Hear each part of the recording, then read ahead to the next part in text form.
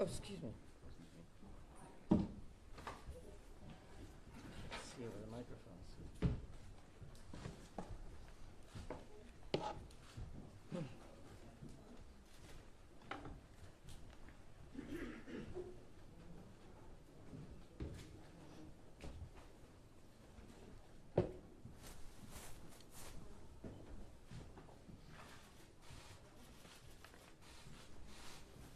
We all in?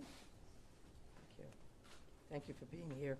As you may notice, my voice is a little hoarse after working through the night. As you all know, last night, local, county, state, and federal law enforcement officers from around the state of Maine responded to reports of an active shooter at several locations in Lewiston, including Spare Time Recreation and Schmenge's Bar and Grill.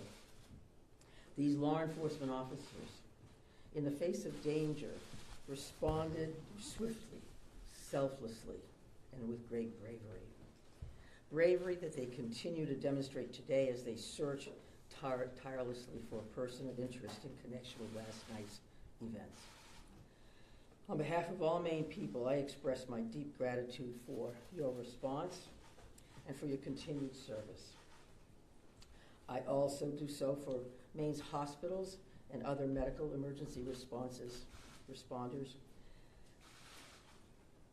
I'm profoundly saddened to stand before you today to report that 18 people lost their lives and 13 people injured in last night's attacks. In memory of those we lost and in honor of those who were injured, President Biden and I have ordered all U.S. flags and state of Maine flags to be lowered to half-staff immediately for the next 5 days. Maine State Police have issued a shelter-in-place order for Lewiston, Lisbon, and Bowdoin as the manhunt for that person of interest, Robert Card of Bowdoin, continues. I will let law enforcement speak to the ongoing manhunt and to their investigation, but Mr. Card is considered armed and dangerous, and police advise that Maine people should not approach him under any circumstances. I continue to strongly urge Maine people to follow the direction of state and local law enforcement amid this ever-changing situation. Please, if you see anything suspicious, please call 911. There are still many things we don't yet know about these attacks, but the full weight of my administration is behind law enforcement's efforts to capture the person of interest, Robert Card, to hold whoever is responsible for this atrocity accountable under the full force of state and federal law, and to seek full justice for the victims and their families. We cannot and we will not rest in this endeavor. My administration is coordinating closely with local, regional, and federal officials to respond to this shooting. I have spoken twice with President Biden. I've spoken with Vice President Harris, Secretary of Homeland Security Mayorkas, and Secretary of Health and Human Services Becerra, all of whom have called me last night to express the Biden administration's full and unwavering support and to offer any and all help that we, the people of Maine, might require. The governors of our neighboring New England states and of other states have contacted me to offer aid, and I am sincerely grateful for their friendship and support. We've been in touch with every member of the Maine congressional delegation, all of whom have offered their full support, for which I am also grateful. I also spoke with Mayor Carl Chalene and Auburn Mayor Jason Levesque last night to reiterate that we are standing by them and that we are ready to provide any help people in these communities need and to deploy all available state resources. including grief counselors and other mental health services. We need to help our communities heal.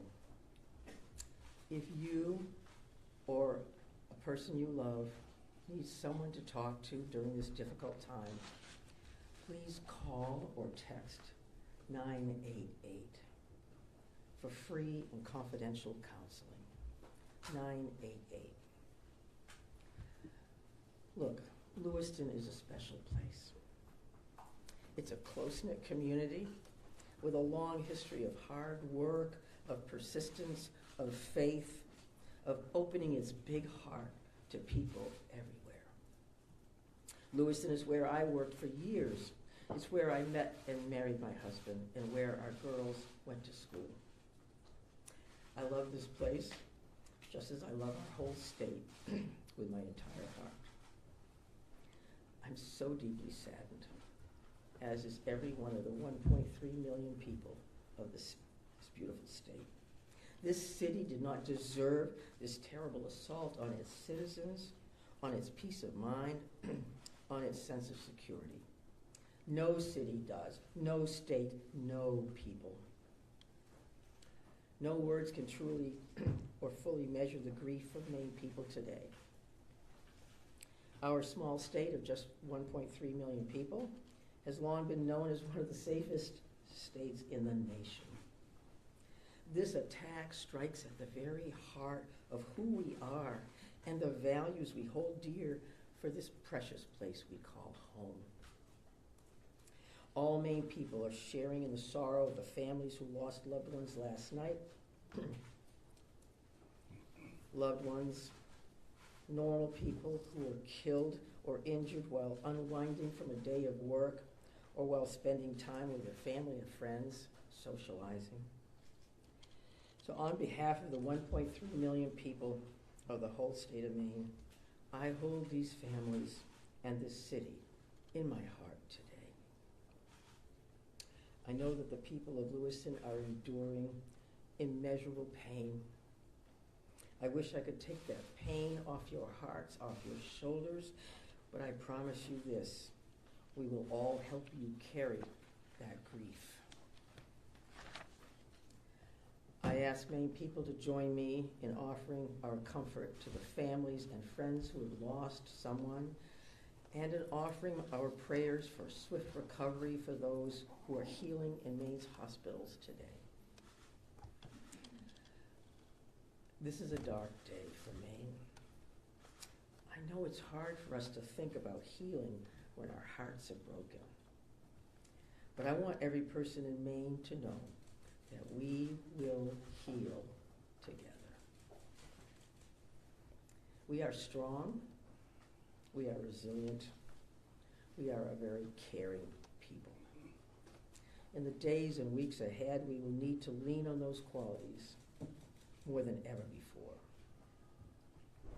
As we move forward, struggling as we may, let us wrap our arms around one another, offer comfort and solace and love.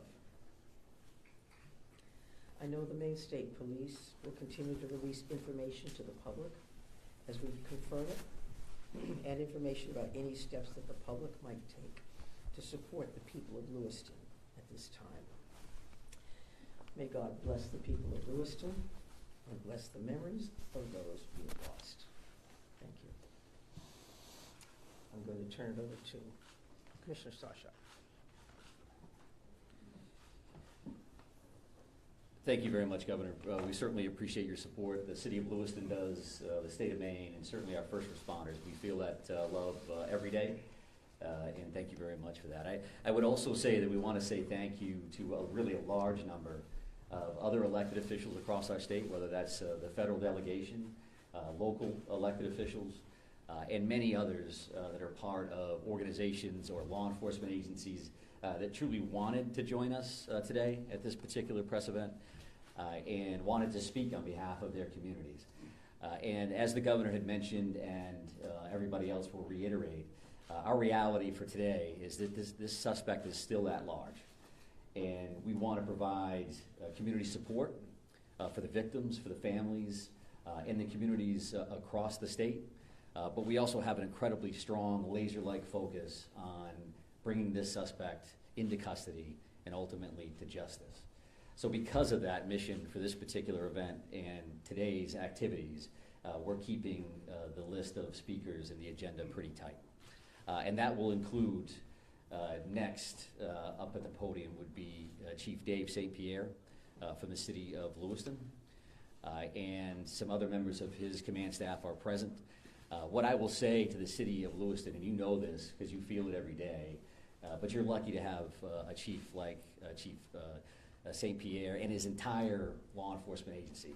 From every level, those officers put their heart and their soul on the line on behalf of their community last night and into today. And they're doing it for the right reasons. They do it because they care.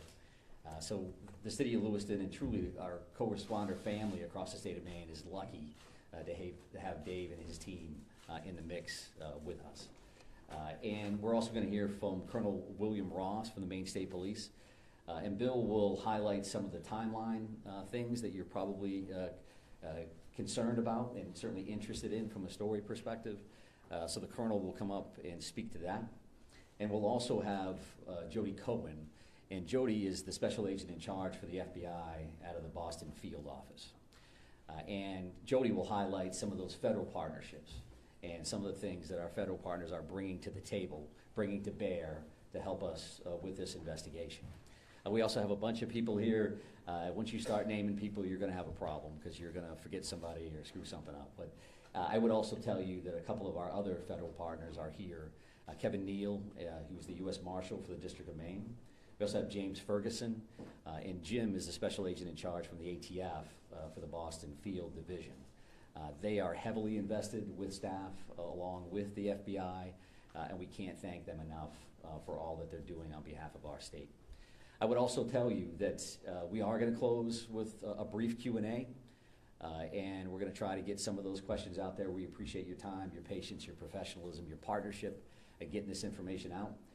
I would think that those questions are going to be brief because, again, we do have a suspect at large. And while you can help us with that, we also need to get back to our teams to push forward on that. So with that in mind, I will be back up to the podium to kind of steer that a little bit. But for starters, I would like Chief St. Pierre to join us. Thank you. Thank you, Director Sawchuk, and welcome media partners, and thank you, Governor Mills, for those kind words. I'm going to keep this short. What I would like the very most is to express our deepest sympathies to the families and friends of the victims of this heinous crime. This is truly a tragedy that goes beyond comprehension. I'm confident in our community, that our community has and will continue to come together throughout this endeavor to bring this to a successful conclusion. Although difficult, I do ask the public to continue to be mindful of their own personal safety and also that they be patient with the process as much as possible. There is extensive work and attention to detail that goes into such a large-scale investigation. I'm confident in the expertise and professionalism of our investigators and all law enforcement officials that are currently involved. This is an all-hands-on-deck approach. We have a great deal of collaboration and resources that have been made available to us. There are far too many to name individually, but I think Director Sawchuk named quite a few appropriately. There are far too many, as I stated, but they are all appreciated more than you know. I want to thank all of our brave men and women of the Lewiston Police Department, Fire Department staff, medical personnel, first responders of any kind that came from far and wide and have come together and continue to work tirelessly in bringing the situation to an end. We hope to locate and hold the person accountable. I think you'll hear next from the state police, who is taking the lead in this investigation. Although that we are working hand in hand with them, I think Colonel Ross will be able to fill you in on a little bit more.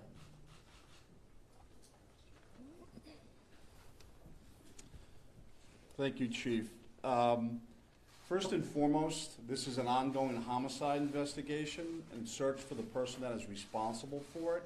We're in the early stages of this investigation, and I just want to let you know we will have updates. We'll be putting some type of a schedule out later on. But again, early stages of a homicide investigation, we want to be careful that we're doing things correctly. We don't want to get ahead of ourselves. I'm going to give you a bit of a timeline here to kind of fill in some of the blanks and give you some of the facts as we know them right now. A lot of this information will then be transferred to the Attorney General's office, as they will be the lead prosecutor, again, in any homicide investigation. Last night, October 25th at approximately 6:56 p.m., the Auburn Communications Center received a 911 call of a male shooting in just-in-time, or the spare time, recreation center in the town of Lewiston, located at 24 Mollison Way in Lewiston. Shortly after that, at about 7:08 p.m., the Communications Center received multiple 911 calls about an active shooter inside of a Schmenge's Billiards at 553 Lincoln Street in the town of Lewiston. A large law enforcement response from multiple surrounding agencies assisted the Lewiston Police Department in trying to identify who this individual was and what was happening. As you can imagine, this was a very fast-paced, fast-moving, very fluid scene, very dangerous scene that these guys and girls were going into. 18 people are now deceased at this time. The victims at the just-in-time establishment, 7 people are deceased there, 1 female and 6 males, all from an apparent gunshot wound. Victims at the Schmegley's Billiards, 8 are deceased. 7 males inside the establishment, 1 male outside of the establishment. Again, also apparent gunshot wounds. Multiple people were transferred to area hospitals, Central Maine Medical Center, St. Mary's, and Maine Medical Center. 3 people that were transferred to those hospitals are deceased, for a total of 18 people deceased at this time. The investigation into the person responsible for this identified a vehicle located at the Przebscott boat landing in Lisbon. That person, through the registration of that vehicle, was identified, it's been stated earlier, as a Robert Card, born in 1983. Several of the deceased have been identified, and their families, next of kin, have been notified. Approximately 8 people at this point have been identified. 10 people, 10 of these victims, still need to be identified at this time. Currently, there is an arrest warrant for 8 counts of murder for Mr. Card. And the reason it's 8 counts because 10 people have not yet been identified. As those people are identified, the counts will probably go to the total of 18. He should be considered armed and dangerous.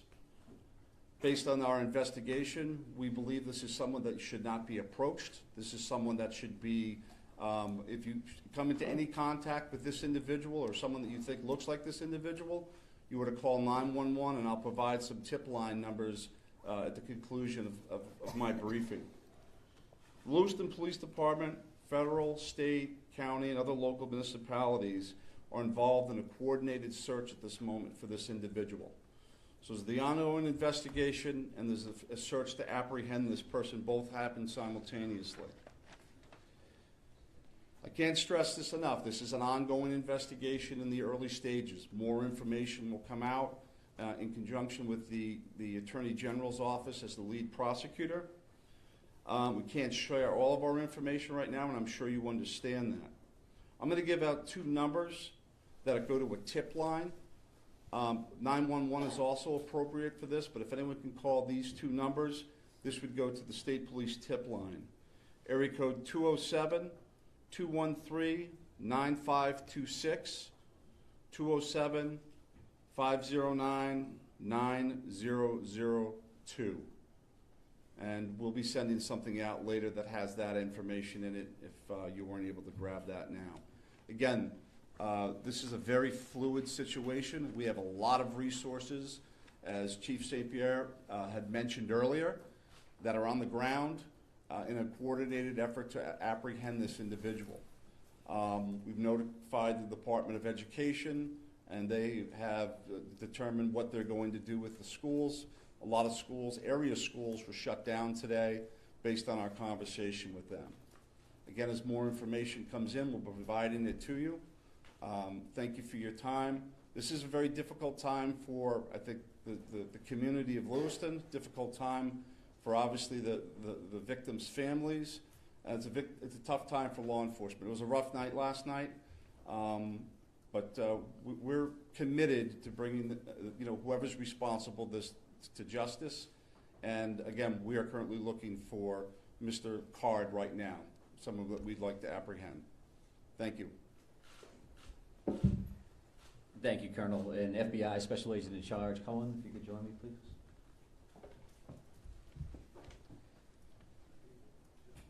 Thank you.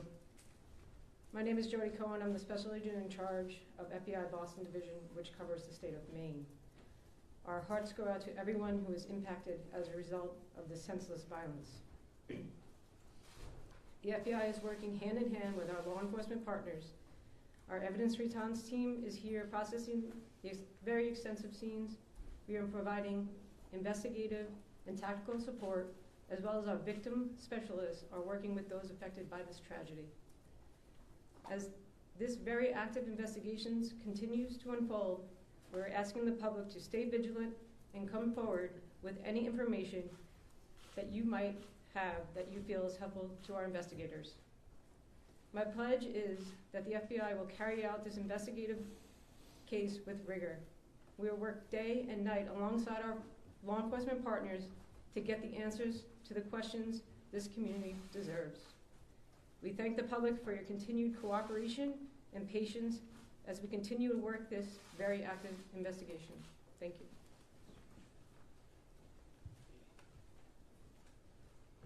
you. Appreciate that. And I would say that the reality here from a resource standpoint is that when we've asked for anything, the answer's been yes, period. Tactical teams, evidence response teams, full-blown investigative units, detective units that have come from multiple states, whether it's the commissioners from Vermont and New Hampshire reaching out to me directly, Massachusetts saying, what do you need, Mike? What can we do for the state of Maine? So we are now prepared to try to take a few questions and keep in mind again that we may not be able to answer as in-depth as you would like, and we don't plan on taking a great deal of questions. I think follow-up press events will allow for that. Sir? So no one has really talked about the weapon that was used here, the AR style, so someone can talk about that. But the other thing here is there are reports that this individual had mental health issues, that he made threats to shoot up the National Guard. So clearly there were some signs here that he was on someone's radar. The question becomes, why was he in possession of this weapon? And certainly, why wasn't he stopped sooner? Yeah, I think those are all valid questions, and certainly questions that we are looking into now, but not questions that we can answer today. Considering that this occurred last night, there's still an active search for the suspect in question, so I can appreciate those questions, but not something we're going to be able to answer right now. Is it something that you're investigating and looking into? It is certainly one of those things that we want to follow up on, all aspects of that. Why do you Go ahead, right here. Yes. Can you give us a sense of the ages of who has died, how many are under 18 and how many are over 18? I'm not sure we have that information with us today.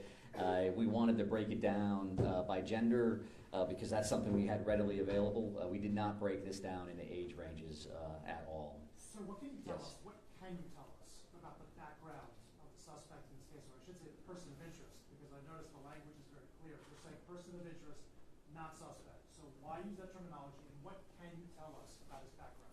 Yeah, I think we used person of interest last night for half of the room that was here for that press event. As the Colonel had mentioned, there is now arrest warrants for murder for this particular individual, Mr. Card. So he is viewed as a suspect, and there is a full court press by all of our partners to bring him into custody. What was the second piece of that question? What can you tell us about his background? Shimon asked a second ago about the idea that he had voiced concerns about his own mental health, right? Had been committed, according to language in the police bulletin, to a mental health facility for weeks. How could someone that fits that profile still be in possession of semi-automatic weapons?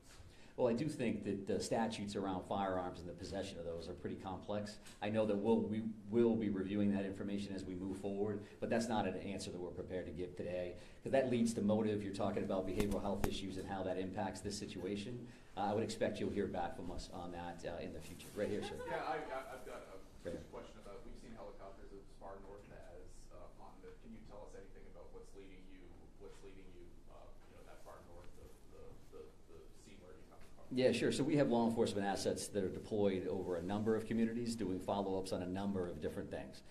So as you can imagine, there's a great deal of search warrants that we're following up on. We do have partners, that helicopters from the New Hampshire State Police. That copter was here last night to assist us as well. So whether we have tactical elements out or we're searching an area, some of those air assets would be very, very valuable for us. So that's what they're doing. That's leading you there? We're not going to speak to what brings us to a specific community one way or the other. Yes, ma'am. Right here. Identifying the unidentified victims, what are people encouraged to do? Is there DNA being, tested from family members who may have missing loved ones? Like, what's that approach right now? Yeah, so we did have a family a reunification center open last night. We do have behavioral health liaisons that are fully engaged to work with families and work with loved ones and work with victims, for that matter, that may be in the hospital and seeking treatment. So those things are actively occurring. We are dealing with each one of those situations separately. So do we need DNA on that? Are we just waiting to find a loved one, some kind of family member that we can make a notification? I think that varies across the board. I'm going to take two more questions. I'm going to take two more. Right here. Yes, was there some sort of triggering event? Is that something that you're investigating? I think we're always concerned around motive. That you say triggering event, that's a motive for us. Again, that's not something we're prepared to discuss today, but I do appreciate the question. It's clearly something that's important. One additional follow-up from you. Can you help us understand why these locations, why this bar, why this bowling alley? Was he looking for someone? Was he looking for something? I think that does speak to motive, so I appreciate the follow-up, but not something we're going to be prepared to answer today. I'm going to have one more question. Right here, sir. Right here. Can you say, is card, first off, to clarify, were the arrest warrants issued today? And can you say if card is still in the state or even he's still alive? Well, we're actively searching for him. If I knew the answers to those questions, and this would be a different press conference, I would assume. So we don't know his location, and I'll leave it at that. And we are working with the Attorney General's office reference to those references. So with that in mind, we're done taking questions for now. So we are going to actually take off at this point. Thank you very much for being here. I appreciate that. Thank you, everybody. Have there been any credible sightings? I mean, we've not really gotten many answers. Thank you.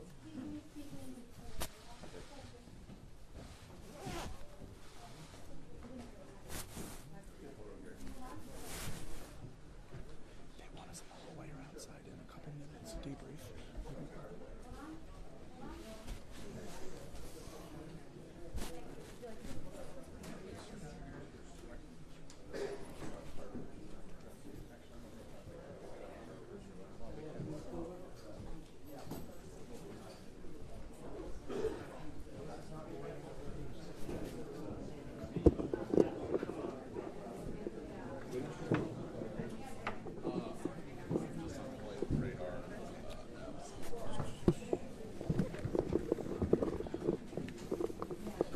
Excuse me. Stepping on the wire. Thanks.